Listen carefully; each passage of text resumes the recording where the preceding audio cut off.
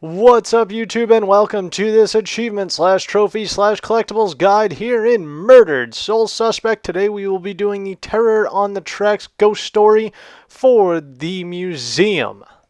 Our first one is located in a room off of the main gallery, which is displaying a train.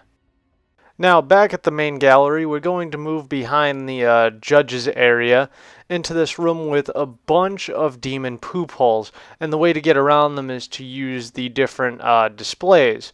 So we're going to use this to get around, and we're going to notice that there's going to be one of ours right there.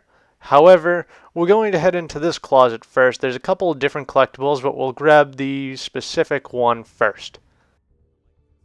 With 13 more to go, we're going to leave the closet and go back around the demon pooped holes using the display once again, and we're going to grab the one that we saw in the corner earlier.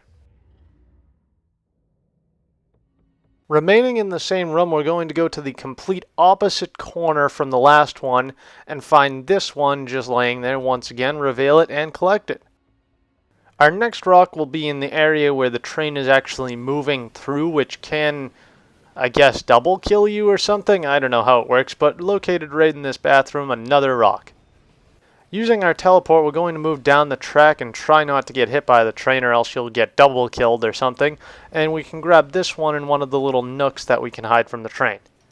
Continuing along the track, we'll get to an area where there is a train that is stagnant, and right next to it will be another rock.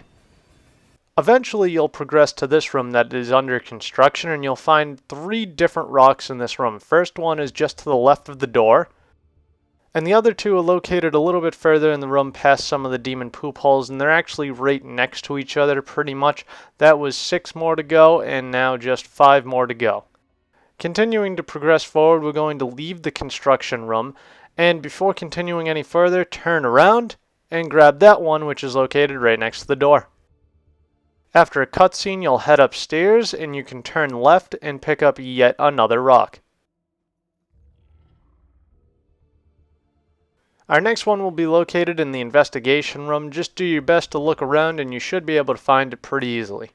If you leave the investigation area, you can get to a room of a couple offices and different little rooms off to the side, and in this one that looks like a little cafe is another rock. And our final one is located just past the investigation and past that last cafe area in this hallway. That is our final one. That would be our achievement if my achievements popped, but they didn't.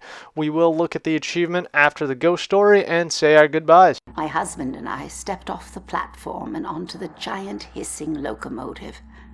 I remember looking back at our small town and thinking of all the happy memories we made there. But I was excited to start our new life in Salem.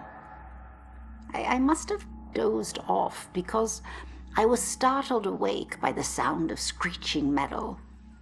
And as the train came to a halt, all I could hear was the torrential rain pelting against the roof.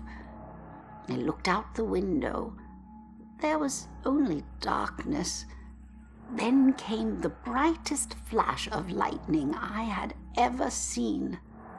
When my husband left to inquire about the delay, a woman in the back of the train started screaming. We rushed over to her and asked her what was wrong, but all she could manage to say through her sobs was something about seeing the spirits of the dead wandering in the rain. Stranger still were the passengers that were suddenly stricken with the painful memories of their past. It was at this point that I became truly terrified, so I set out to find Joe. When I reached the cab and still hadn't found him, I was worried. I looked out the front window and saw the train's conductor laboring to move a downed tree from the tracks. And there was Joe, walking up to help. However, instead of grabbing hold of the tree, Joe bent down, picked up a rock, and crushed the conductor's skull with it. When I left the train and ran up to him, I could see that this wasn't the Joe I once knew. Something had taken hold of him, something angry. Then he saw something that terrified him. He dropped the rock and ran off into the woods. However, right before he disappeared into the trees, during a bright flash of lightning, I thought I saw something chasing him, hunting him. I can only describe it as a ghostly specter, cloaked in black. But more likely than not, it was just a shadow. The authorities spent days combing the woods for Joe, but he never turned up. I tried to go back home, but the memories were too painful. Some nights I lie in bed, tortured by the thoughts of what our life could have been if we had never stepped onto that train. So I hope you guys enjoyed this video. I hope it helped you. If it did, be sure to leave a like, comment, subscribe, share, favorite, all that fun junk. Check down in the description for some awesome links, some awesome things. My Twitter, Facebook, donation page, bunch of other things you might be interested in. Be sure to click that subscribe button with the annotation up above or with the little button that YouTube provides down below. Thank you for joining me. Hope you join me for more. And until tomorrow, ta-ra.